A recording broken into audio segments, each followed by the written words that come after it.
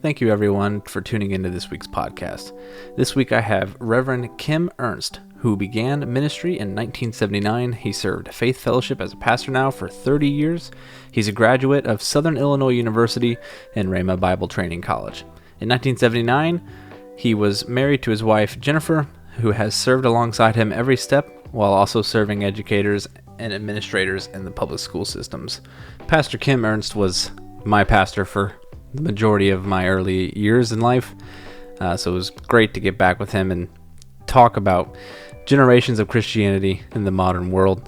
I hope you guys do enjoy this podcast, and if you do, please be sure to subscribe to the podcast for future episodes. Thank you. Pastor Kim, how you doing today? I'm doing pretty good. Yeah? I have dry pants on. So before we went live here, I have this carbonated drink that had literally exploded right before we were about to go live. And I absorbed an entire carbonated water with my pants.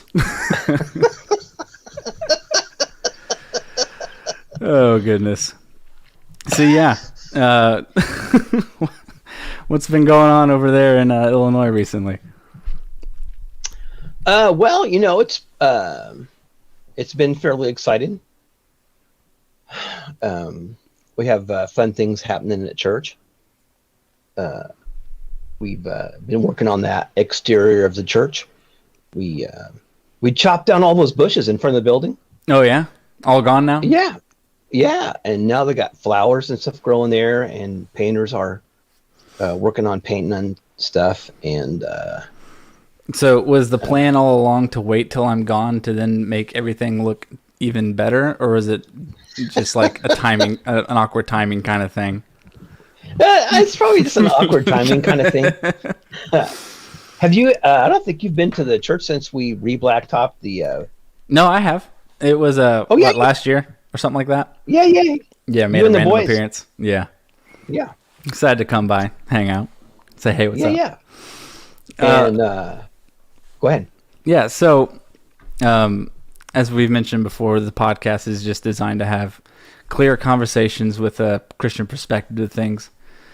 So I guess the way to kick things off, I know you're a funny guy, and I like to think I'm also a funny guy.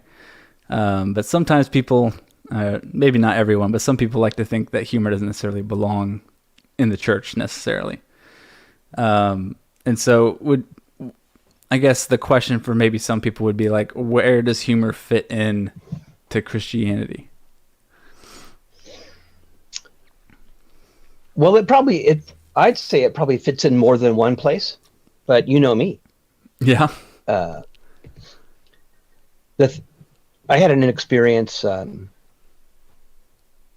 sometime back. I was, as it happens, I was helping a guy push his truck out of the snow ditch in a blizzard, and I strained my knees.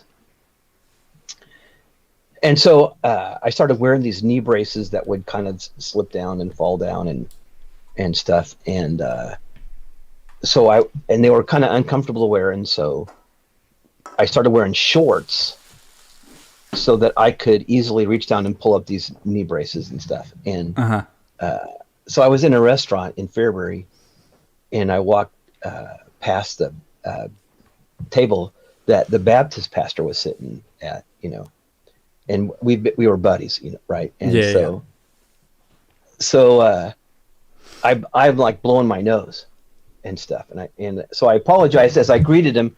I said, "Sorry, I had a snuffy nose," and he said, "Well, maybe if you weren't wearing shorts in February, you wouldn't have a cold." And that made me feel so great. Like maybe somebody else would have had an attitude about it, but you know how guys are, and I know you know how guys are. Yeah.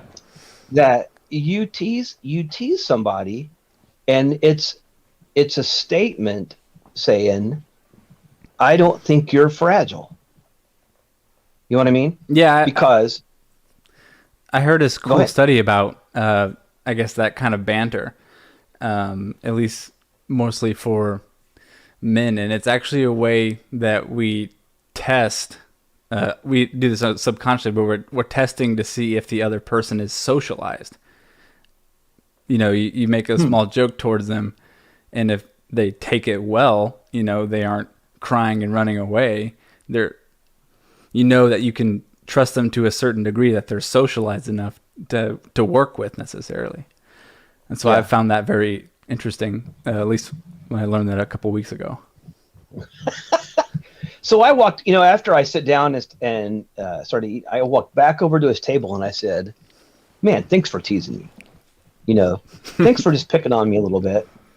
And that really made me feel great. But I also found that everybody can't take that. And so there have been times I maybe tried to use humor or something to make the sermon more palatable. Sometimes if you're having to say a kind of a hard thing to somebody, then having a moment of levity sort of helps, as Mary Poppins would say. This is, I think, this is a second Mary Poppins, chapter 3, that she says, a spoonful of sugar helps a medicine go. Yeah. Spoonful of sugar helps a medicine go down.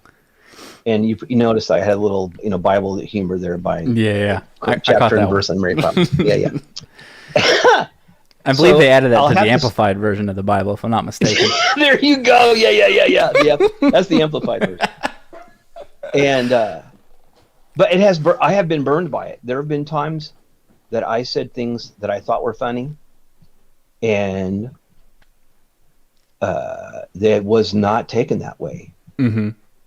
And in some cases, I'd say damage was really done, and I kind of don't want to accept the blame. I think that maybe the majority of the blame actually belongs with this person that had an attitude, or they had they had an anger in them that shouldn't have been there.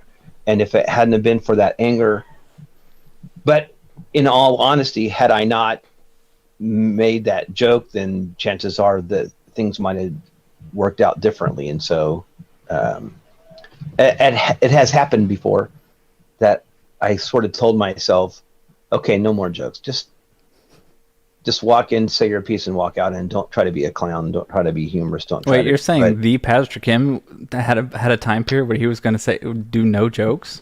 No jokes at all? Yeah, really, I thought about it. Yeah, because I felt badly. I felt badly that I said something funny that somebody didn't take it that way. Mm-hmm. But as it turns out, I am who I am, and I've tried to be a little bit more sensitive about it, and a little more judicious about picking the time and place, and I found that some people just you can't make that kind of a joke with them, and so I have seen kind of at least a thing that's kind of stirred up, I guess, within the, what would you call it, freedom of speech kind of people. Not that I have anything against freedom of speech. I'm all for freedom of speech. But there's this weird, I guess, correlation between freedom of speech and how they speak freely, if to put it poorly, where they can say whatever kind of joke they want to, say anything that could be to another, like directly to another individual, that would obviously be insulting to that individual, known by both parties that it'd be insulting. And I've seen that kind of approach to humor or just other forms of speech not necessarily be accepted by the Christian community, but it bleeds a little bit because of that whole freedom of speech aspect. Not that freedom of speech is against Christianity or anything, because it's very much with Christianity, but that idea that I can say what I want to other individuals kind of bleeds in there. Maybe by people who don't necessarily understand the dichotomy of that, but does that make sense what I'm saying there?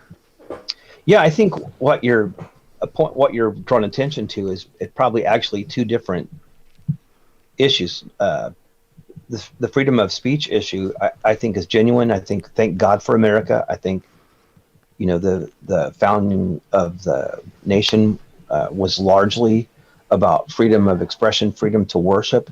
Mm-hmm. The reason why the Pilgrims came was really because they were persecuted for their faith, and there was nowhere they could go. Really, and this was their best shot at truly free religion, and so and freedom of speech is, our First Amendment. It is the First Amendment, isn't it? Yeah. Second Amendment is guns, and first is freedom of speech. Yeah. Yep. And so, but then on the other hand, if you're a Christian, then you should have a certain character, and you should care about what you say to people and how they're affected by it. And so, thank God that we live in America and we have freedom of speech. But if you're a jerk, you're a jerk. And Christians are called to be higher than jerks. Christians are called to be as Ephesians, it says that the things that we Ephesians says that we shouldn't speak mean. It says let no corrupt communication proceed out of your mouth, but that which is good to edifying, that it ministers appropriate grace to people. And so Christians should be people who, as they speak, they minister grace. Mm-hmm. And so you can be a Christian and be a free speech advocate and say, thank God that we live in a nation where people have the right to speak freely and even say things that are unpopular. But if you're a Christian, then you're called to a higher standard, that you should be careful for people's feelings as you speak, so that you minister grace to them and that your speech is a blessing to them. Like we were saying off stream a minute ago, that it's not that we can't say these insulting things, but it's more like we must not say them. Simply. Oh yeah. You can, but you shouldn't. Yeah, exactly. You can, but you shouldn't. Yeah, there you go. The reason why I wanted to talk about that a little bit, because where I got this idea, where I guess the way people are negatively talking to one another, mostly just derives from memes that you see online. Memes are a great way to communicate quickly to a lot of people, but doesn't always necessarily mean it's accurate information or true to begin with. And so what's interesting is, since memes are a main way of communication online, maybe not intentionally, but maybe more so unintentionally, you get a lot of your first bits of information on something through memes half the time. Not even intentionally. You'll see a meme about an event that happened, and you're like, what happened here? What is this? And then you actually, most people should, at that point, find out more about this event that this meme's talking about. Right. Maybe, honestly, even sometimes myself, I haven't always taken that next step to find out more and blindly trusted what I first read in a meme.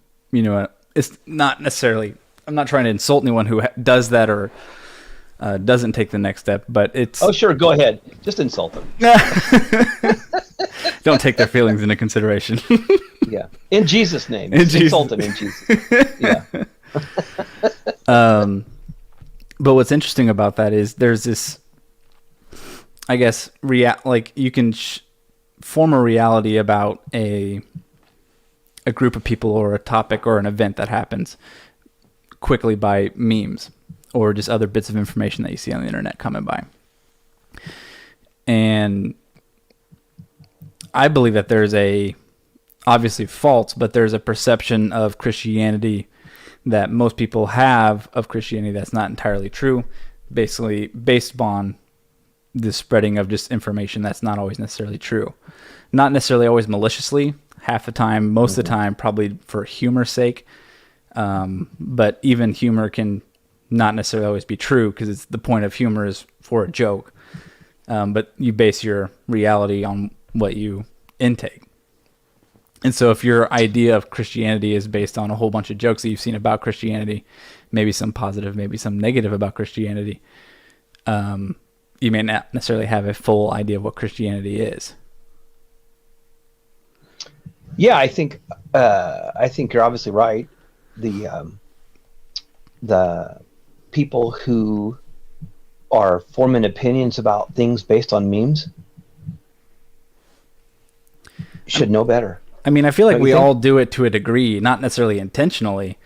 It's just because we're thrown so much information a day, you can't spend your entire day researching every single thing that shows up in your newsfeed or that you read.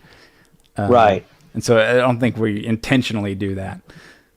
Maybe not accidentally, but usually that's just from algorithms on social media sites. Because the point of a social media site is to keep you on the platform for as long as possible. That's how they make money. The longer you're on the platform, the more they make money off of you. And so they develop algorithms that generate content in your newsfeed that's going to keep you scrolling down, keep you seeing more ads and seeing more content. So generally, people don't like to be challenged necessarily. They like to see things that conform or affirm, I guess is the better word to say, affirm the belief they already have. And so that's one way you just continually reaffirm a false idea of something that you have.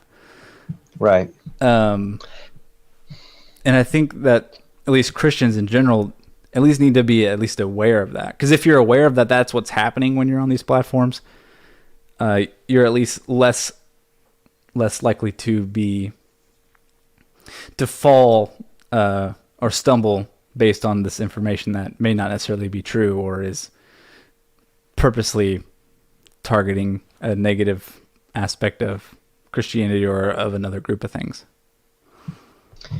Yeah, I'd say you're probably, I like your perception of that. And I'm sorry about it.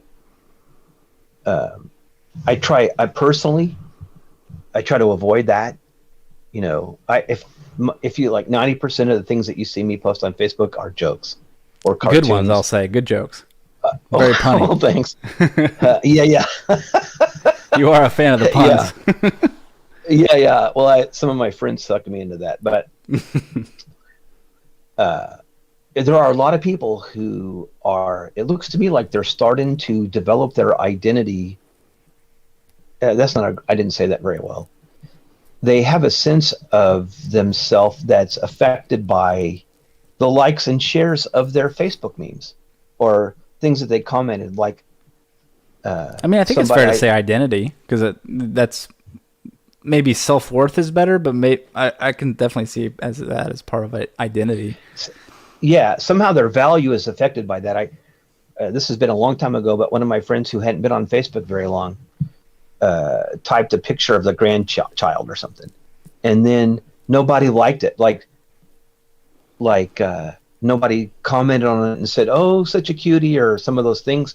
And so this person was personally insulted that nobody liked and shared their thing. And I thought, whoa, you're bigger than that. You're better than that. Why are you, condemning all your Facebook friends for not complimenting you on how beautiful your grandbaby is? Yeah. Something seems broken about that, don't you think? Yeah. So I saw and hear these kids that are bullied and trolled by people on Facebook, etc. Facebook is the platform that I know the most about. I seldom look at Twitter or Snapchat. All 700 different platforms. Yeah. So Facebook is the one that I know. That's my age group. But so these kids kill themselves because of the mean things that were said to them on Facebook. And so, which I suppose the way that's relevant is it demonstrates the power of that. Oh yeah. Especially for younger people who have only known a time where social media was predominant. Yeah. That's all there has been, especially because I was born right on the cusp of it coming up, born in 95. What up, 90s kids? Yeah. So, I remember a little bit of before internet. And most of your social interaction came from just being around people. It wasn't necessarily as often like it is on social media, but it was in lots shorter spans and spurts. Whereas now, not that there's necessarily anything inherently wrong with online interaction with people, it's just a lot more of it, not necessarily as much depth to it. It's, I would say, just different. And so it's weird to go from those two things. And since a lot of people's identity is half the time based on your interaction with other people. And so if you see online interaction as a main interaction with other people, or as the only interaction with other people, especially over 2020, half of us were all home half the year, Right. And so I see why a lot of people's identity comes from that, or self-worth or value comes from that. But if I'm not mistaken, and with Christianity, of course, your view, I should say, your perception socially, how people perceive you, is not necessarily relevant when it comes to Christianity entirely, right? Or am I saying probably that wrong? Israel? I'd say it's relevant to a degree, but it shouldn't be the sole. Christians should not live to please other people for positive opinions. Mm-hmm. But the Apostle Paul did talk about how it's important that people perceive you. And, he says, I become all things to all men that I may win some. So he says, to the Jew, I'm like a Jew. To the Gentile, I'm like a Gentile. So he tries to reach them and meet them and relate to them where they're at. So we do care about what people think of us, but it's not maybe for the purpose of building our sense of whom we are, as much as being aware of our ability and facility with which we can reach out to them. Before we run away, I don't know how long we're going to spend on this, but before we run away from the Facebook meme thing, I have an axe. I'd like to grind just a little bit on this axe. Go for it. How so much of Facebook memes are about ridicule. Oh yeah. And how that disgusts me. As I became kind of more aware of political things and stuff, I noticed that there were people who they thought they were making relevant social commentary, but really what they were doing was ridiculing people. And ridicule has no substance. Yeah. I could ridicule you, and you could ridicule me, and I might ridicule you so severely that our mutual friends would distance themselves from you just because I made fun of you about something. I ridiculed you for the color of your eyes or some ridiculous thing, but the ridicule is so scathing that it causes people to back away from that. And that's reprehensible. Ridicule does not in any way resemble logical reasoning or rationality. Mm-hmm. And if you have something to say that's important, then make a case for it. Yeah. Don't just ridicule. It bothers me that I pray for our president.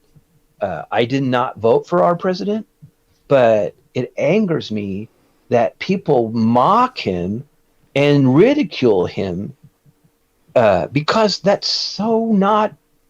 It's not Christian. Yeah. And it's not rational, to make fun of somebody because of what's on their mask or some deal, how they part their hair. Yeah. That's to me, I find that utterly reprehensible and disgusting. I think a lot of people have really important things to say, and the cases can be well made to prove those points, but they fall into this thing of just mocking people and ridiculing people. And it's not just about President Biden, or it's about this preacher or that preacher or this movie star or whatever. And I find that ridicule and mocking to be not productive and it should be beneath any of us who have character. Yeah. Does that make sense? Yeah, and totally. I mean, you can even see it. I'll harp on it a little bit as well. With some of the things, I would say probably back in 2015, 2016, what was the algorithms were pushing, because that's what everyone was wanting to see. was that XYZ person destroys this person with this perspective, or this person obliterates this, because it was the way that points were being made was, my point is so true that you look so stupid because you have that point. And it's not necessarily the way you have a conversation. It's not a way you change a mind. That's not how you do any of that. It is certainly entertaining from, I guess, a pure entertainment value perspective, but that's all it is. It doesn't necessarily have, like you were mentioning, the logic and the real substance to it. Well, and what I saw, whenever I got baited by the clickbait, and I clicked on one of those, listen to this guy destroy that person or whatever. So I looked at it, and it wasn't even true. He didn't even destroy him. Like, what, he may not have even made his case.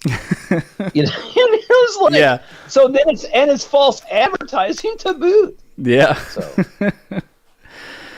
And I mean, I don't want to say that that stuff that happened in that time frame.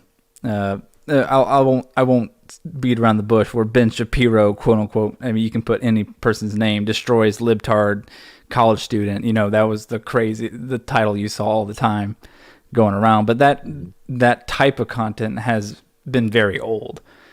At least when Facebook first started becoming a thing, you had multiple different age groups of people all joining. That's kind of what made Facebook. It was that it wasn't a subcategory of people. It was literally everyone was on this platform.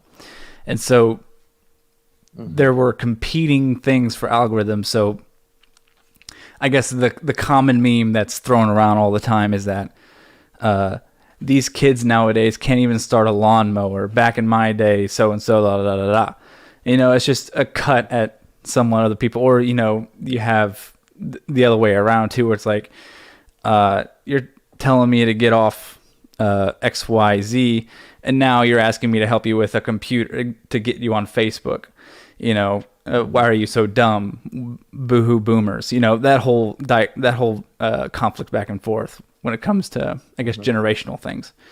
So that's been happening since literally probably the beginning of social media.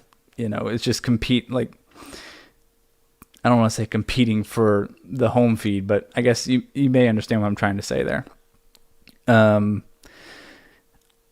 I have to personally, I have to catch myself, because I immediately, agree with some of the things that get posted around where it's, I guess, anti-older people. It just immediately reaffirms something that I've literally experienced. But I have to remind myself that's not all older people. That is some, and those some that it is referring to are honestly just needing help. That they need help, whether that be emotionally or mentally or whatever. There's something that's making them hold this belief that all these young kids are dumb nowadays, and same way back and forth on that. Have you noticed that, or is that just something, I guess, people my age notice? Well, I'm for one thing, I'm sort of careful with whose streams I follow, like who shows up on my Facebook. Frankly, is that why you have me blocked? No, no. But honestly, like I have friends who post things that have vulgarities in their memes and things, and they say mean things. I'm thinking of some of the kids I went to high school with, and some people who I've grown up with or lived around with and stuff. And if there's a bunch of negativity, if they are those folks who are mocking and ridiculing people, and or even using what I consider to be vulgar language, then yeah, I don't unfriend those people. I unfollow them. Mm-hmm. I don't follow the things that they're posting, and so I try to be careful about that. And so I have not seen the meme about kids that can't start their lawnmower. I've seen it at least 20 times. Oh my gosh. Well, but so here's the thing, whenever I was a kid, So I know I was born in 1959, and so I remember the Beatles when the stuff first came out. OG Which, hipster. you know who the Beatles are, right? Wait, who's the? Yeah, of course I know who the Beatles are. Yeah. Okay. Okay. And so so that right on the heels of the the 60s European English music invasion of American pop culture then was the hippies, and there was Woodstock and stuff, and I so I was in high school in the 70s, and so this is we're talking 50 years ago. I heard kids say never trust anybody over 30. uh, like I thought, are you brain dead? Why would you say something like that? How stupid can you be? It's like, are you saying, if you're saying never trust anybody over 30, then you don't ever need a doctor? You don't ever need an attorney? You don't, why would you say something so dumb? I mean, I get it that sometimes there are people who are older that do angry or bitter things or say hurtful things or whatever. And I get it that sometimes probably older people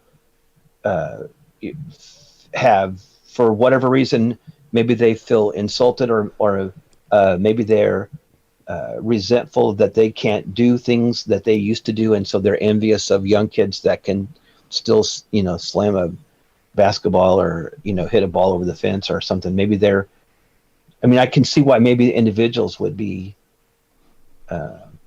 have animosity toward people in other generations, but that just seem stupid on its face? Like, who on earth would throw rocks at a whole generation? That's just ridiculous. That sort of, you're kind of proving that you don't have a couple of brain cells to rub together. Yeah.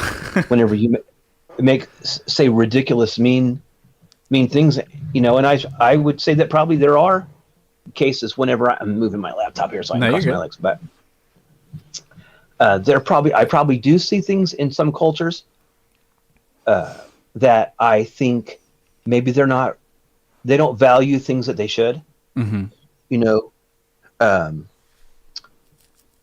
I grew up in middle class, I grew up on a farm, and so we sometimes maybe we're guilty of making fun of rich people. Yeah. Because I remember with my cousin maybe saying, I bet he couldn't even change the oil on his car. I bet he couldn't even change a flat tire. That proves how we rule the world, because we can change flat tires. Yeah. And honestly, I couldn't tell you the last time I changed I probably could tell you the last time I changed a flat tire. But in point of fact, when the last time I had a flat tire, I called AAA. Yeah. Even though I know how, but I didn't do it. I called AAA. Yeah. So, and I'm I'm sorry that people. But honestly, I'm a Bible guy, and so I look at the world through. I think I look at the world through Bible-colored glasses, and I see. I try to always see things in a spiritual perspective. And doesn't it just smell like the devil, that he tries to get people to be angry at one another and bitter against one another for really no good reason. Yeah. I did hear that thing. And I'm sorry that I don't know more about this to describe it better, but there was this thing where this a younger person, I'm guessing maybe in her 20s or something, who said, okay, boomer. Like this person who made some kind of statement, all she needed to do to discredit that person was refer to their age. Now, I think technically I'm at the very end of the baby boomers. Yeah. I was born in 59, and the way they used to describe the baby boomers as, these are the kids of the folks who came home from World War II. Yeah. So when all the soldiers came home, then boom, there was a baby boom.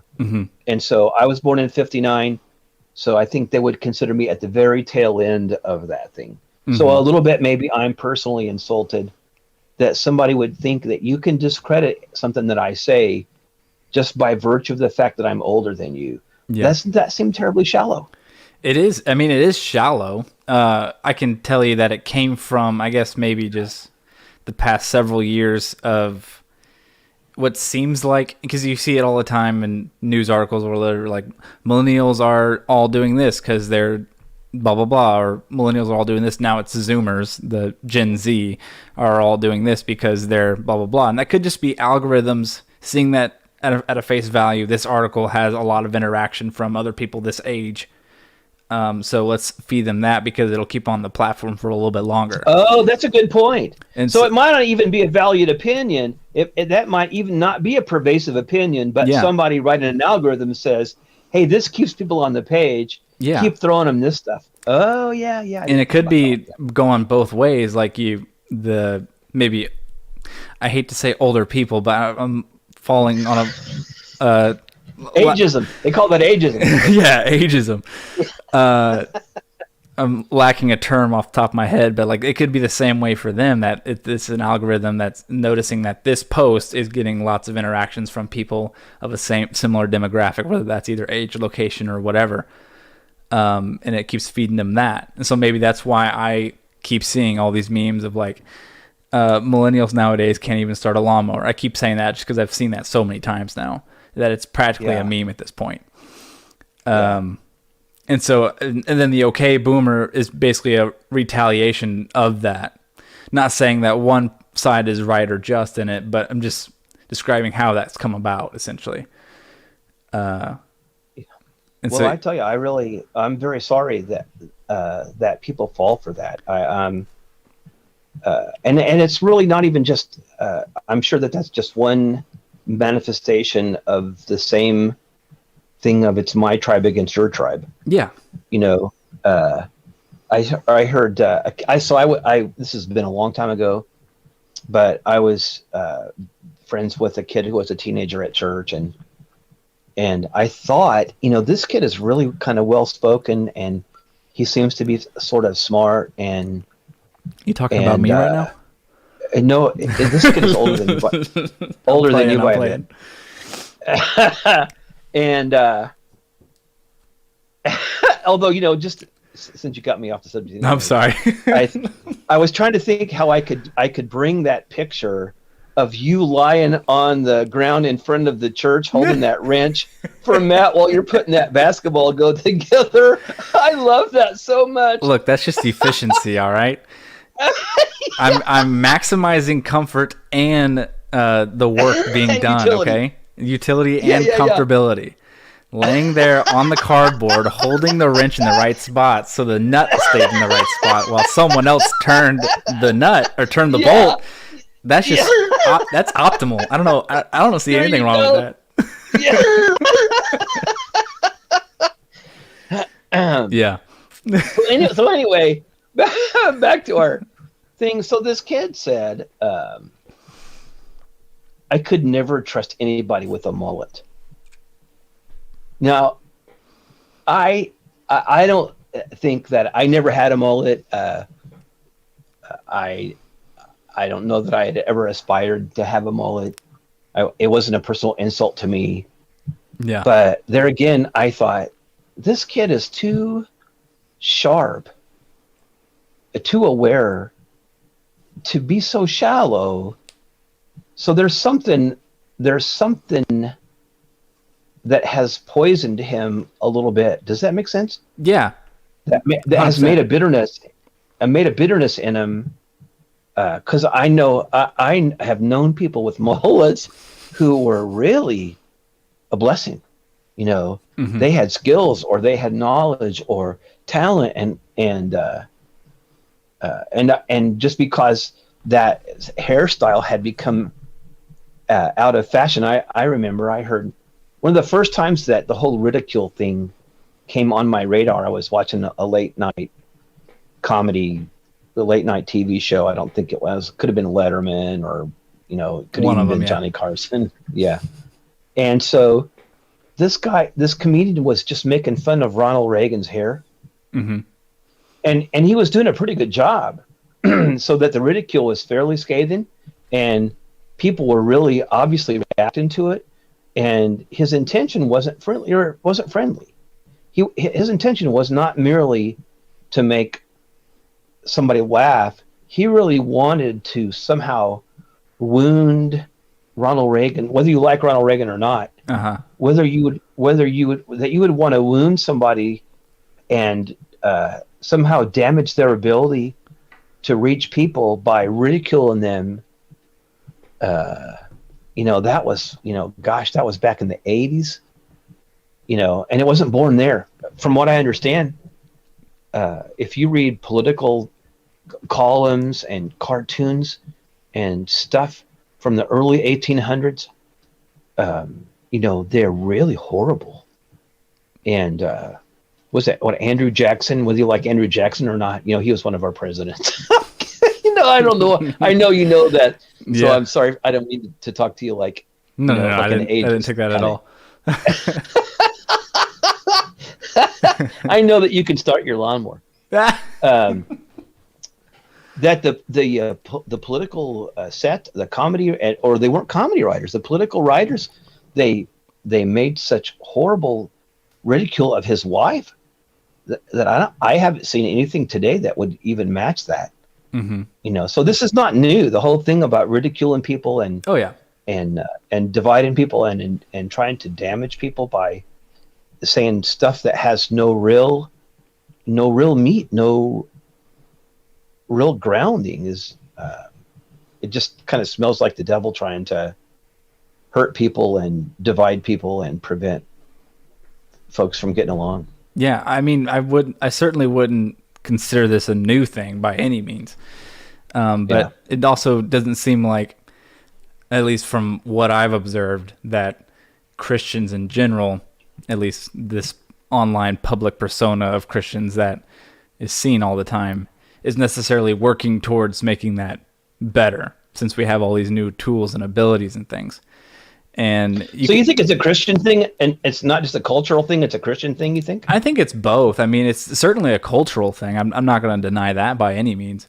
But it just seems that with online, you also get, because with Facebook specifically, you can see the individual who shared a meme or some thought or something. So they have, you get some attachment to an idea, to a person that you probably know. I mean, I'm one of the few people that know the vast majority of my Facebook friends. Whereas there's all kinds of people who have thousands and thousands of Facebook friends and knows maybe, 10% of them. But I guess how much would God necessarily hold us accountable for things that we post on Facebook? Because I mean, you'll see annoying posts like scroll for the devil, share for Jesus, or if you don't share this post now, you're going to hell. Am I actually going to hell because I didn't click share on that post back in 2009? Well, so here's what I think. And tell me what your appraisal of this is, but I think that those memes, they're not written by Christians. Oh yeah, 100%. They're written by the very most cynical people who are trying to make money. They're monetizing this so that they can get more clicks. And so the same guy that says, here's a picture of Jesus and he's weeping, and say, click if you love Jesus, scroll if you, would put another, thorn in his crown kind of thing. Yeah. They're not, so that people who really do love Jesus, they don't have the outrage to not click. I mean, they feel like, oh no, I don't want somebody to think that I don't love Jesus, and so they go ahead and click and share. And so now here's Aunt Lucy, who shared this ridiculous thing, and I think the same guy that scroll for the devil or whatever, the next meme he wrote was about how Christians are all hypocrites and and how the Satan rules kind of. Yeah. I don't know if remember Beavis and Butthead. Yeah. I never was really big. It was kind of over by the time I got to that age where I would watch something like that, but yeah. Yeah, they had that kind of the Satan rules kind of deal, and I didn't really watch it very much because I was way too spiritual for that, but some of my friends did. So, I guess I probably, I have some of my friends who actually do the same thing. They click those, I don't make anybody mad, but I never saw anything in the Bible that said you should write your prayers and put them on Facebook. Yeah. Don't you kind of think, I sort of think that the things that I say to God are between me and him. Mm-hmm. Now, I'm a pastor, and so sometimes I lead whole congregations in prayer. Yeah. But I personally don't type a prayer to God on Facebook like I know he'll see it because it's on Facebook. Yeah. I think that I don't like that. And I have friends that do it, and I think, but how I am about Facebook, honestly, I don't wish my wife a happy birthday on Facebook. I don't wish anybody on her birthday on Facebook. I roll over and kiss her in bed, and I say, "Happy birthday, baby." Yeah. I don't put it on Facebook. Like, it's none of your business. Yeah. In fact, honestly, just to make everybody mad, I think if you're the kind of guy that you have to wish your wife a happy birthday on Facebook, it's because you're a lousy husband, and you want everybody to think that you're a good husband. It definitely comes off as like this, I want everyone else to see me doing this action rather than like I'm doing this action for you. It's like I want everyone else to see me doing this kind of action. Yeah. So and I have friends that do it, and I'm sure they probably don't even think about it. They probably just think this is a nice thing. Yeah. And so they don't have to overanalyze everything. Yeah. But personally, I don't do it. I might. So here's what I'll do. When it's my dad's birthday, I call him on the phone. I say happy birthday. But you know what? I changed my Facebook profile picture to my dad. It confused me, I will say. I'm like, wait, who is this saying this thing? I will say that. When I saw that happen, I'm like, wait, who's doing this? Okay. Yeah. Okay. Hey, you want to hear a funny story? Yeah, always. So I was meeting a missionary. This is a missionary that we don't support yet, but we probably will begin to support them. But at the time of our meeting, we had not supported them, and so we met we both drove some distance to have this meeting in this restaurant where we met for this meal, and this missionary actually thought that my wife's name was Kim, but that for some reason she loved me so much that she put my picture on her Facebook profile. And so the whole time that she's like messaging me on Facebook and stuff, she thinks she's talking to my wife, who just loves me so much that she's got my picture for her Facebook, because obviously no dude is named Kim. Is that hilarious? I feel like that's just a perfect awkward situation that only you would get to experience. It was wonderful. And so I tried to be the most, to me, I thought it was hilarious. Yeah. And she was really embarrassed. And I said, "No, honey, that's fine. Don't you be embarrassed. That happens to me all the time. I'll be checking out of a store and I hand my debit card to somebody and they ask for my wife. Say, is your wife in the store?" And I say, "No." "Why?" "Well, because we need, if this is her card, she has to be here." I said, "My name is Kim." Yeah. What can I do? You need my birth certificate? Like, what's up? Yeah, exactly. Yeah, exactly. One thing I do want to go back to before we move on past this, though, when it comes to like what God would hold us accountable for, like I don't think God's going to hold us accountable for scrolling past a post that says like scroll past for the devil. But like, of course, there are people who don't understand like why those are getting posted or why those are getting shared. Do we have some sort of responsibility in at least teaching what those mean? Because I mean, obviously, when you are sharing those or interacting with those posts, it's in by no way helping out the church as a whole. It's only helping some individual trying to profit off of Jesus. And so do we have some sort of part in either like educating or trying to, I guess not necessarily combat it, but like just making the individuals who are unknowingly sharing it or passing on this very weird perspective of Christianity, like correcting that? Does that make sense? Do we have some sort of like responsibility in that? Yeah. Actually, you're asking two questions. The first question is, does God hold us accountable? Yeah. And the wonderful thing about God is that he looks in the heart. Mm-hmm. And so somebody who just thinks they're doing the nice thing, yeah, I'm pretty sure he's not mad at them. Oh, yeah. Because he sees their heart. But the second question is, do church leaders have some responsibility to make people aware of how they come off in culture by the things that they share? Mm-hmm. And I mean, maybe it doesn't necessarily have to be just online interaction, because this could technically apply to real life interaction. But I think now that online has become such a presence nowadays, maybe there is something to talk about there. That is really an excellent question. And I haven't really thought about it enough to give you an intelligent answer. Okay. It does sound like something I would do. Like I would get up and say, hey, you guys, knock this off. Yeah. Because you're coming off badly, and I'll think about that. And just to pile on that for a second. Yeah. You know what probably bugs me more than that is people who post fake stuff and don't know it. Like, oh yeah, somebody creates a meme or even there's a video that proves that the politician that you didn't vote for is really demon possessed and eats kittens. Yeah. And so I knew it. I just knew he was a kitten eater. And so then you share that with everybody. And I truth is important to me. Oh yeah. And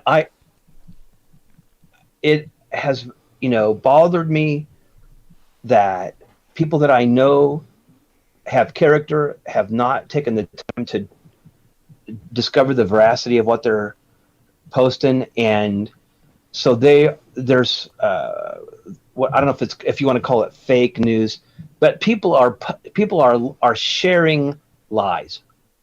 Yeah. And it's everywhere on the political.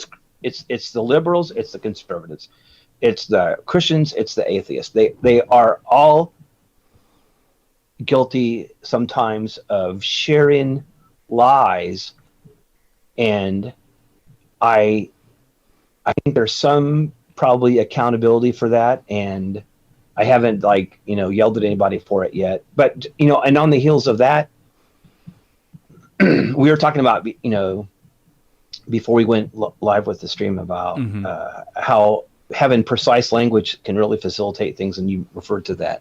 Yeah. The way people are using the word truth, I kind of don't like how it's being co-opted in the culture, because to me, and I'm old, truth means truth.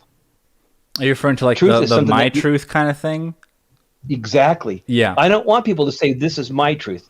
This is my truth. That's your truth. I don't like that. I like truth is truth. And I get it that I'm not a philosopher. Yeah. I wasn't a philosophy major in college. I'm not even Pilate. Was it Pilate that said, what is truth?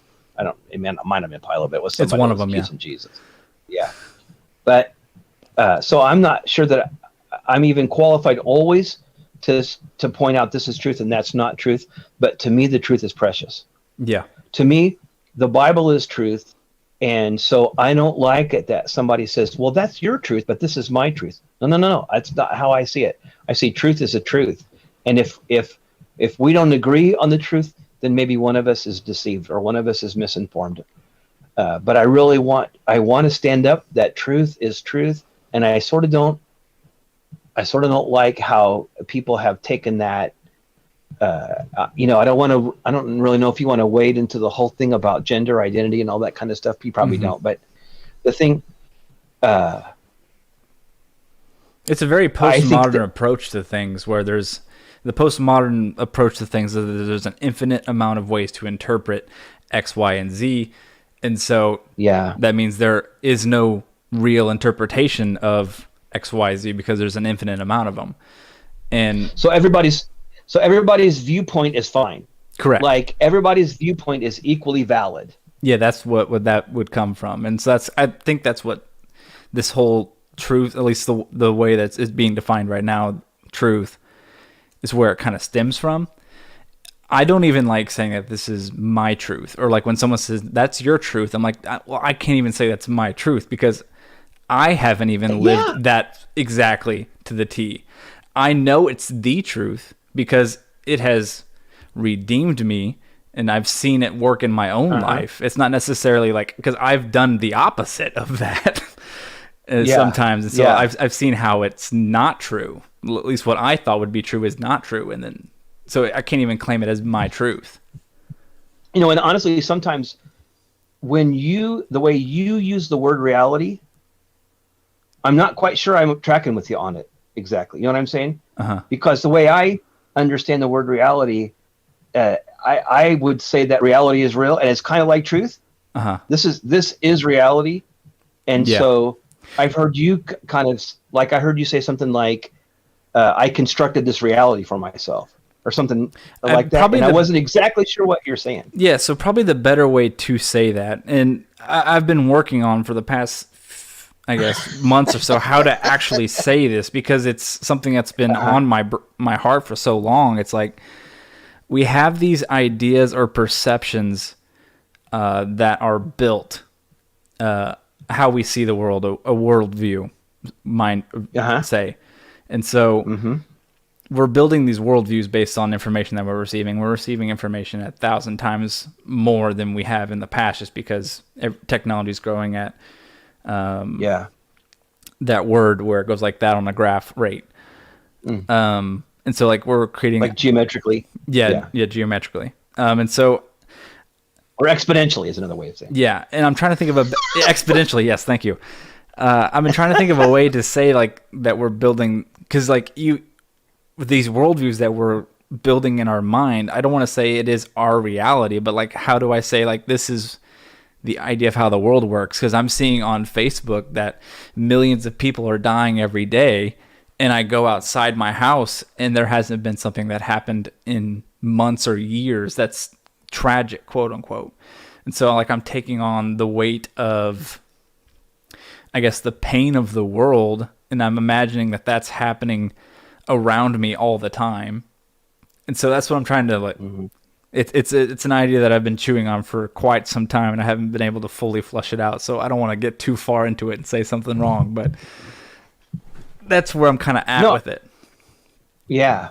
I think the word gestalt might bear the word paradigm might, but I understand what you're saying, that you have that, and it's kind of, we're all trying to sort things out that we see in culture, and see the things that are daily happenings, and we try to fit that into a I don't know that milieu is the right word either, but that there's a framework that we construct where all the pieces kind of fit.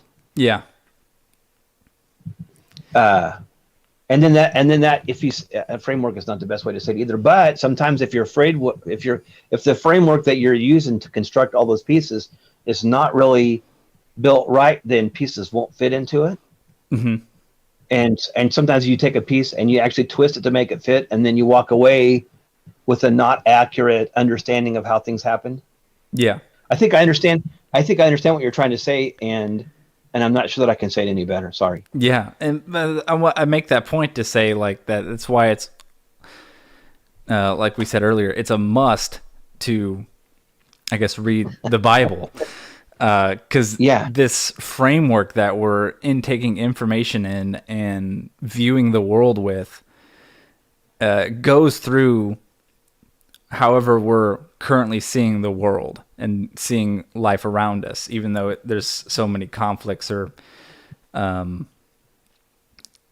another word like conflict. It's almost essential just to be able to process that kind of information with the lens of the Bible.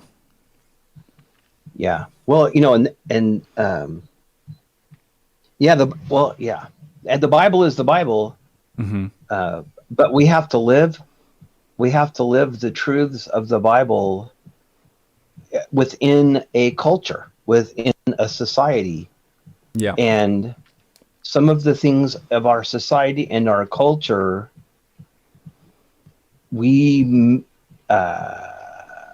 sometimes we have been known to try to make those part of the Bible. Yeah, that's fair. You know, and I was just, I was thinking about this the other day, how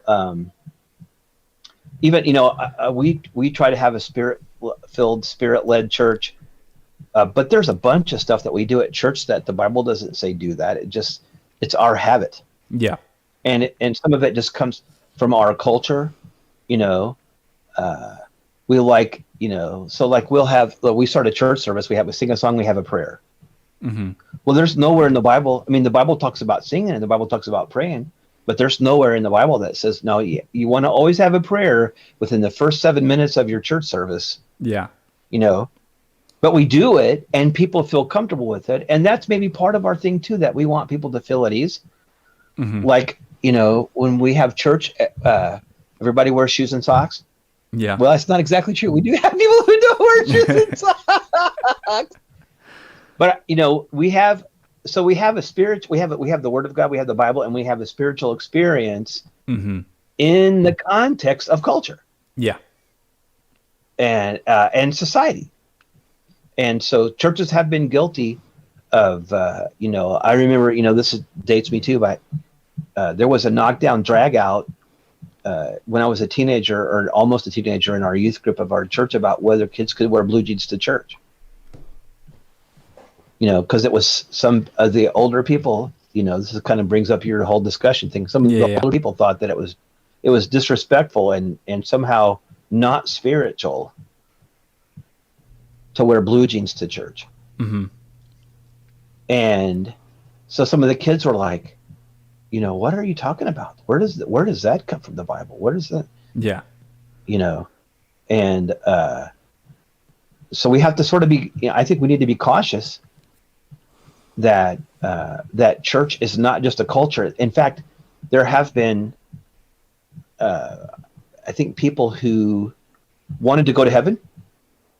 And so someone said, well, you got to go to church to go to heaven. So they started going to church. And they found that they really could fit into church culture. It was comfortable for them, Mm-hmm. And so they sang the songs and they prayed their prayers and they smiled and brought casseroles to the carry-in dinners and fit right in, but never really gave their heart to Jesus. Yeah. And so sometimes churches are happy with that. Like they want lots of folks to come and fit in. And so it would behoove us to make a distinction that this is culture, and it's as long as our culture doesn't violate Scripture, then that's fine. But let's don't preach culture. Yeah. Let's preach Jesus. Yeah.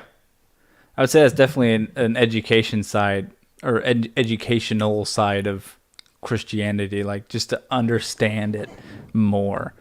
Because, I mean, I can't, having gone into the workforce at the age of whatever it was, 18 or 19, you get to meet a lot of people because, the only jobs available currently for 18 and 19-year-olds is customer service. That's in one form or another. So you're dealing with coworkers and customers all the time. And you really get a weird, like, me being at least somewhat of a conversationalist, I end up talking with whoever I'm working with because I'm stuck with them for 8 hours a day or whatever. Yeah. And so we'll always end up in conversation, and I'm trying to be just respectful when talking to them, and they'll talk about Christianity in some ways. Because for some reason, if you just ask people a couple questions about themselves, you'll end up hearing their whole life story pretty quickly. And then I'll hear these things of like, yeah, well, at church, we always did this, and that's just how I feel like that's how a church is. Or like other person have said, like, the church did this to me when I was this years old, and like I just don't get how anyone could be a Christian. And so like there's just such a weird perception of what Christianity is. There's no like even I feel like for people who are in church nowadays, don't necessarily understand what Christianity is necessarily. It's more so just what we've always done kind of thing. Is that not at my church? Yeah, I'm not saying. Yeah, I don't want to say like anything what I'm saying about Christianity. I'm not saying like you or like your church, but just like the perceptions that I'm getting. Yeah. If I wanted to call you out, I'd call you out. No. Like that one time PK made me take off my hat on stage, I was livid. That's really that's an interesting thing, Yeah. There's a generation of people that were really taught that's wearing a hat indoors is really an affront. Really, that's an insult. If I walked into your house and I left my hat on, then I'm disrespecting you in a major way. And I don't really know where that came from. I know that partly I grew up with that, partly at my house, don't not even think about sitting down to the lunch table with my hat on. In fact, probably I got to go to the bathroom and comb my hair after I take my hat off before I'm fit to sit and eat lunch. And the Bible talks about that it's not proper for men to pray or prophesy with their heads covered. And so churches took that as a law, which I wouldn't agree that it is a law, but because of church culture, if I stood in the pulpit and tried to preach a sermon with a hat on, there are tons of people who would not hear a word I said. And so, frankly, I could care less whether I have a hat or not. Yeah. In fact, sometimes I like my eyes to be shaded from the lights that are above, and so I'd really rather wear a cap or something to shade my eyes. I actually have thought before about what are those kind of little sun visor things that tennis players wear sometimes that, I thought I should wear that in church and it would shield my eyes from the fluorescent lights. Yeah. And so there have been times we've asked people, and your case might be exactly the same one where. And I'm not hurt by that or anything. I just want to make that clear. I'm just making a joke. Yeah. No, but it's a valid point, and it kind of speaks to this whole thing that we're talking about. That for me to ask somebody, hey, would you mind to remove your hat because there are these people who'll be offended if you don't, and I think you're a big enough person that you can care about how those people feel. And that's kind of about growing up. That's kind of about being Christ-like. I've known of people to be, somebody asked them to take their hat off in church and they never came back. And so in my church, in our church today, if some dude comes in and he wears his hat all the way through the church service, it doesn't freak me out. I could care less. I really want him to not snore. I want him to hear, but if somebody's in leadership, then I might say, hey, you know what? Let's be considerate of those people who have a different conviction than you. Does that make sense? Yeah. And some of those things, and some of the, go ahead. My only real question about it is, at what point are we just appeasing people who don't necessarily see the, I guess, non-need for that law? Like it's more of a custom rather than a law. What point are we like appeasing them versus trying to teach them that? You know what I mean? I'm not saying like I'm going to purposely go in somewhere where I know they don't like hats and wear my hat. Like that's not my intention with it. Yeah. But what point are we going to the bird while you're at it? Yeah, exactly. But like, at what point are we just like not addressing it anymore and just appeasing? That's really a good question, and I'd say it depends on your call.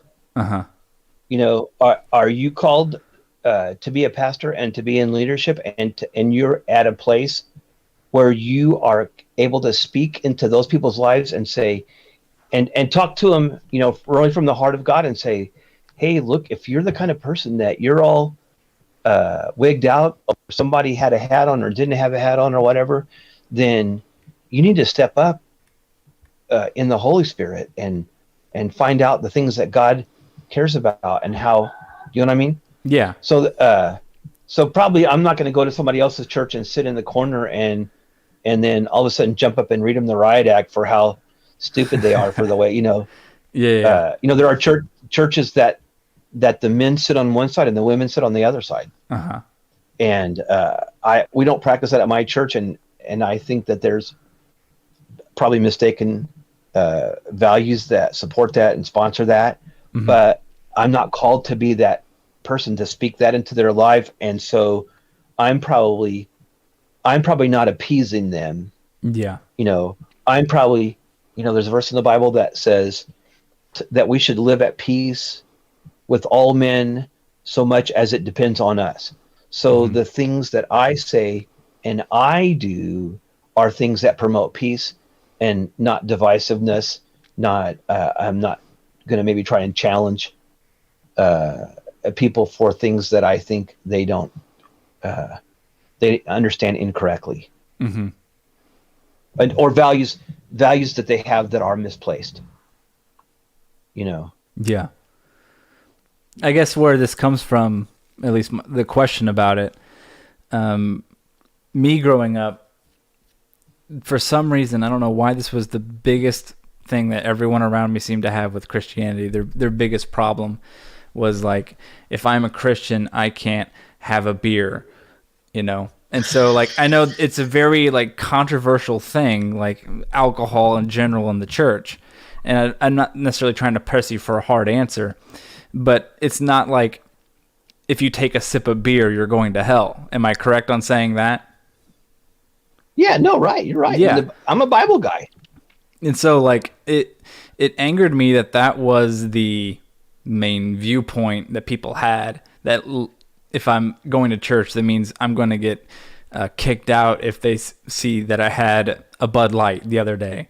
You know what I mean? And it's more apparent now that I'm in the South, because for some reason in the South, it's even at a higher thing. I don't know if it's just the culture down here, but for some reason, alcohol and the church do not mix whatsoever.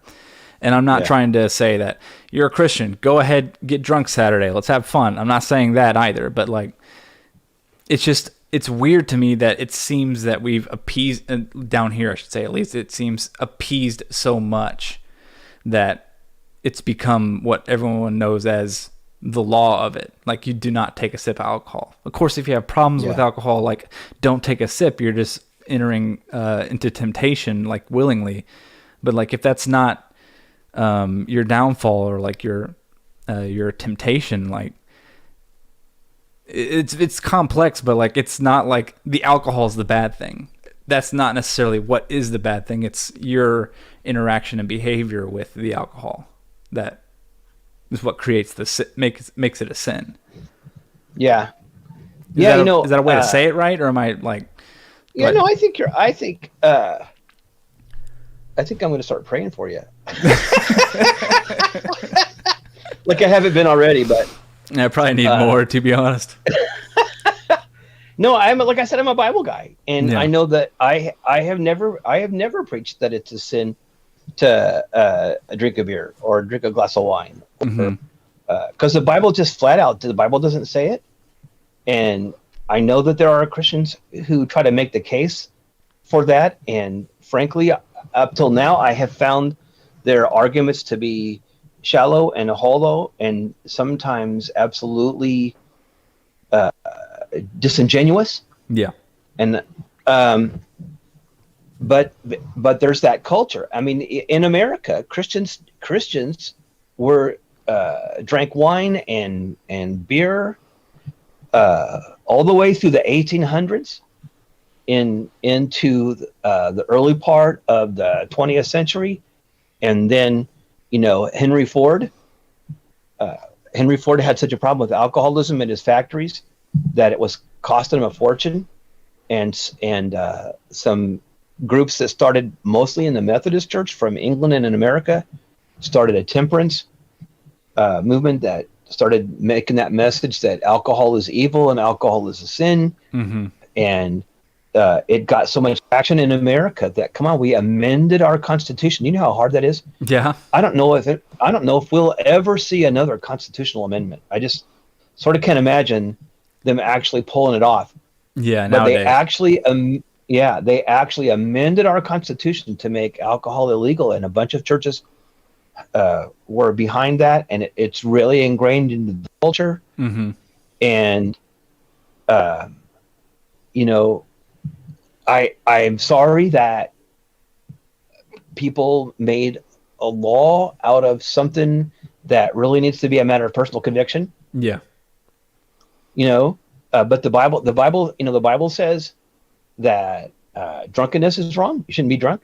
If you're getting drunk, then you got more problems than just getting drunk. There's something else going on here that needs attention. And it says it, and Paul talks about it. He talks about it with eating meat sacrificed to idols and stuff. And he says, if there's anything that I do to cause my brother to stumble, then I won't eat meat. I won't drink wine. I won't do anything to the best of my ability. I'm not going to cause, my brother to stumble. And so if that's somebody's heart, then I think it's going to drive them to a conclusion that there's going to be a lot of places that you're not going to exercise all of the liberty that God would give you. Does that make sense? Yeah. I think I think God would give me liberty to do a lot of things. But in some places, I would violate my own conscience from the standpoint of how much love I have for the person. I'll tell you that story. I don't know if I told you this before, but people listening probably haven't heard it. Yeah. I was in junior high, and we were taking, the church group was going on this overnight thing, and I took a deck of cards. And so, my parents, they played bridge and pinochle and stuff, and they would have their friends over and stuff, and it never dawned on me. My grandpa was a pastor. I never heard him say anything about playing cards. But one of the youth sponsors on this trip saw my cards and just wigged out, took my cards away from me, and made me feel like slime, Yeah. And so I went home and I told Mom and Dad what happened. They said, "Oh, Kim." They said that they told me the story of that guy, that before he was a Christian, he was a drunk and a gambler, and he'd get a paycheck on Friday and he'd take it down to the tavern and he'd come home with no money. And his family just lived. They just lived. In the really a wretched kind of lifestyle. Mm-hmm. And so when he finally, gave his heart to Jesus and got set free from that, and he quit drinking and quit playing cards, then everybody's thrilled that, man, they got food at their house again, and all that. Yeah. And so I understood, and I understood that it was his, and I would have caused him a temptation, to, start playing 5-card draw or Texas Hold'em. If I would have, but here I'm a junior high. What am I, 13, 14 years old? Yeah. If I would have put a temptation in front of him, I'd have felt terrible. Mm-hmm. If all of a sudden next week, brother, what's his name, is back down at the bar, and because one of those junior high kids took cards on the youth camp out. Yeah. So I love people enough that I'm going to try to reach them in whatever culture it is. I went to the first time I went to Panama. Panama is Central America. It's like hot there all the time. Mm-hmm. And so we're on this mission trip, and we're going to go to these little villages out in the jungle and stuff. And the missionaries that were sponsoring us and helping us to make these trips, they said, "You can't wear shorts." And we're like, "What?" No, you can't wear shorts because the people in this culture, they hold pastors and religious people up, and so they're not permitted to wear shorts in church and stuff. And so they said, when we're back at the mission compound and it's just us, then yeah, you can wear shorts and swim trunks and we don't care. But when we're out in those villages, and so that wasn't from God. It's like somehow it's the 11th commandment: "Thou shalt, not wear shorts." Yeah. But because you love those people, you live to a higher standard.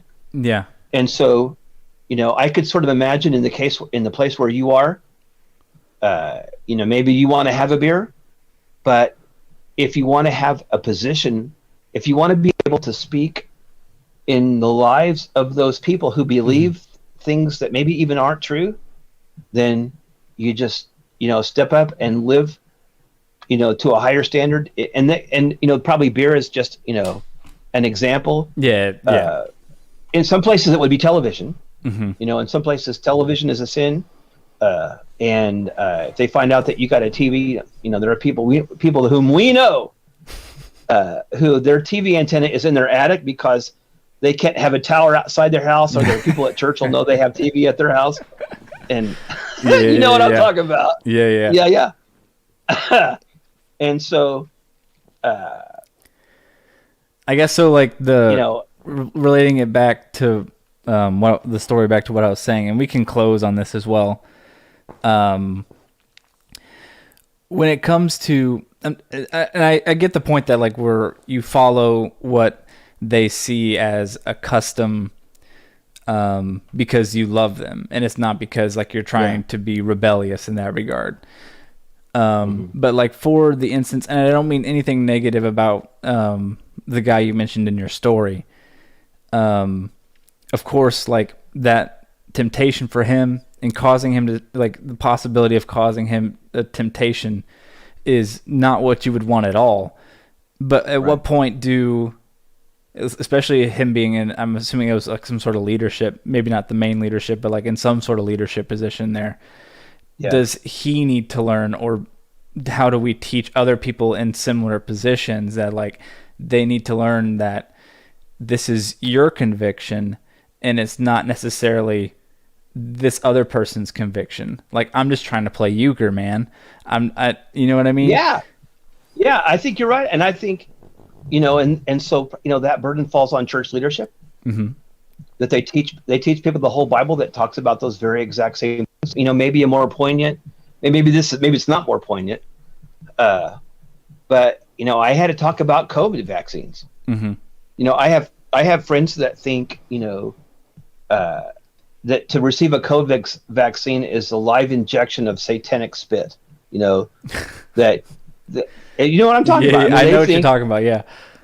That they think that that's the mark of the beast. On a Sunday morning, I had to get up and do a whole sermon on the mark of the beast and say that the COVID vaccine is not the mark of the beast. Yeah. But on the other hand, there are people who just can't wait to get it. They can't wait to get it for a number of reasons. Sometimes because they're scared, and they're afraid they're going to die of COVID, and so they're just desperate to do anything. They wear 2 masks, and they've got the vaccine and the booster. Yeah. And so how do we get along with those people? Because on the one hand, so I have taught this not at length, but more than one time I've addressed this at church. That look, you have to walk in the Spirit by faith according to your own convictions. And if the Lord tells you, man, get the shot, then you do what he says to do, and you do it by faith, and you don't look down your nose at somebody who has a different perspective or came to a different conclusion, or the Lord told them a different thing. There's probably somebody sitting in a church somewhere that is going to be that guy that gets the vaccine and has a reaction and dies, because there are people who have, right? Yeah. And statistically, it would happen. So you're anyway. that guy.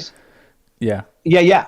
And so you're that guy sitting in church, and the Lord speaks to you, and he says, yeah, don't get the shot. You'll be fine. And you sit right next to the guy that the Lord said, yeah, get the shot. And you think, well, wait, how can what do you got, more than one Jesus? No, everybody's not the same. Yeah. We don't have the same body. We don't have the same exact conditions, and we don't all live in the same culture. And the Bible clearly says that if your faith is not in the same place that my faith is, I don't have the privilege of looking down on you and despising you. That we gotta all live together. And so, honestly, I'm happy for folks not to drink. If you never drink, then you never get drunk. Yeah. And you never become an alcoholic. But I'm not scared for people to do it either. You know what I'm saying? There's a ton of people who who enjoy a beer or a glass of wine, and the Bible, even there's places the Bible says, oh yeah, you should drink a wine. Mm-hmm. If your stomach's and upset, take a glass of exactly, red wine. Yeah. Paul told it to Timothy. He said, hey, look, you're just drinking water all the time. You should drink some wine. Well, I'm sorry, but we don't get to cut that verse out. Yeah. But there are people who do. They want to cut that verse out. Well, that doesn't mean that. Oh, well, that's not really about wine. That's not about fermented. That's really bogus. Mm-hmm. Or Jesus, the first miracle that Jesus did, Yeah. he changed water into wine. Mm-hmm. And they want to cut that whole story out. Or they want to say, well, that, there was no alcohol in that wine. There's no way Jesus would make wine with alcohol. Well, you know what? The steward of the feast got up and said, this is the best wine. This is the best wine that we've ever had here. And he's not going to say that about something that's just grape juice. Yeah. Because they were all about their wines. I mean, they had sophisticated methods of making wine and stuff. And Jesus was accused of being a wine bibber. Well, nobody accused him of being a wine bibber from drinking grape juice that had no wine in it. So I'm not. Yeah. There's no, as far as I'm concerned, there's no scriptural basis for passing judgment on somebody who drinks wine or somebody who doesn't drink wine, mm-hmm. or somebody who gets a shot or somebody who doesn't get a shot. It's going to be on you and me both to listen to the Lord and walk by faith in the convictions that He gives us, and do our best to not cause people to stumble around us who come to different convictions or mm-hmm. different conclusions, or they hear the Lord say something different to them than what He has said to me or you. Does that make sense? Yeah, and I know more. There's lots of people that need to hear that specifically, and I'm not saying like in a negative way. I'm just saying like that's good for everyone to know, at least if you claim to be Christian. Yeah. So yeah, I really hope at least those words specifically help a lot of people. Well, what the Bible says, the kingdom of God is not eating and drinking. Mm-hmm. So what it means because some people would take the kingdom of God and make it all about the rules of what you can eat and what you can't eat, mm-hmm. and what you can drink and what you can't drink. Well, come on, that's not the kingdom of God. The kingdom of God is righteousness, peace, and joy in the Holy Ghost. Yeah. Let's preach about that. Let's preach about righteousness, peace, and joy in the Holy Ghost. And then for these kids, who drink and are having problems with alcohol, the thing, I don't know that I see alcoholism in kids. By kids, I'm probably talking about people your age and stuff, but yeah, I don't see it as a big trend either, but yeah. But I'm just a tiny bit freaked out by the heroin mm-hmm. addiction. Even church kids getting high and stuff. That kind of alarms me. Yeah, and to some extent, we've had success in seeing people set free from that, but in too many cases, people are just linger in that addiction, and it's terrible, the destruction in their lives all around about that. So, and I guess, and I really don't want to keep you too long, but I thought of a good question for that, so I apologize. For someone like me who doesn't struggle with that and hasn't struggled with drug use like ever, and I'm not saying that as a bragging point, just like to make it relatable to other people, what is something like, how would someone like me approach that if I knew another individual who suffered from that specifically or something similar to that? Well, there's a lot of variables in that equation. Mm-hmm. It depends on your relationship with them. Are you a person that has permission to speak hard things into their life? Mm-hmm. The truth that is the truth is that Jesus sets people free. Mm-hmm. And so there, anybody who wants to be free can be. What I've seen a lot, or I shouldn't say a lot, what I've seen some is people who want to be free, but they don't want to 100% yield their life to the Lord. Yeah. And so they might even come to the altar and get prayed for and say, cast this addiction out of me, pray for a healing, whatever it is, that's got me messed up and stuff. But then, and woohoo, they're like, well, I feel so much better, and I know that I'm healed, and what, but they don't keep coming to church. Yeah. Because they don't really want to give into the Lord. They don't really want to serve the Lord. And so they want the devil to have a little bit of place in their life, or maybe their own fleshly things that they entertain. Mm-hmm. And it seems like they don't get free. Like they fall into it again. They fall into alcoholism again. They fall into drug addiction again. They fall back into that. I mean, I know people who have been set free. I know people who walked away and live every day in victory over those addictions, especially the chemical kind of. Yeah. But there's like, there's a whole list of things that you can be addicted to if you're in the mood. But we had a guy. So we had a conference. I think you were around for the Man Up conference that we had. Possibly. When that was about pornography. That we had a guy come to the church. It was about he had come from he had been a porn addict. Mm-hmm. And probably a porn addict and sex addict altogether, and was kind of had a successful career in life, so he had the money to indulge whatever his addictions were. And so he finally was crushed, and he went to this ministry where they got set free from that. And he says the secret to winning over any addiction is getting closer to Jesus. When they teach you how to be free from addictions, what they're really teaching you is how to draw near to Christ, serve him with your whole heart. And so I thought, man, that looks like the truth. Mm-hmm. The key to healing, the key to recovery from any addiction is not about how to stay away from stuff. It's about how to draw near to Jesus. And so to whatever extent you have the power to speak that into somebody's life, that's the safe message to deliver. Draw near to Jesus, and he'll draw near to you, and he'll set you free from whatever the devil has binding you in your life. That's good. Well, good. Praise the Lord. Well, Karens of Facebook, you heard it here. You're not changing the people. It's only Jesus that's going to be changing the people. So stop trying to change them yourself. I want to thank Pastor Kim Ernst for coming on the podcast. We had a really great conversation. I hope you guys enjoyed the podcast. If you did, be sure to go ahead and subscribe to the podcast on whether that be Apple or Spotify or wherever. You can also check out other things that I'm creating over on youtube.com/JONDOT. That's John Dot. Or even on twitch.tv/JOND0T. John Dot with a 0. Again, thank you all for listening, and y'all have a great rest of your day.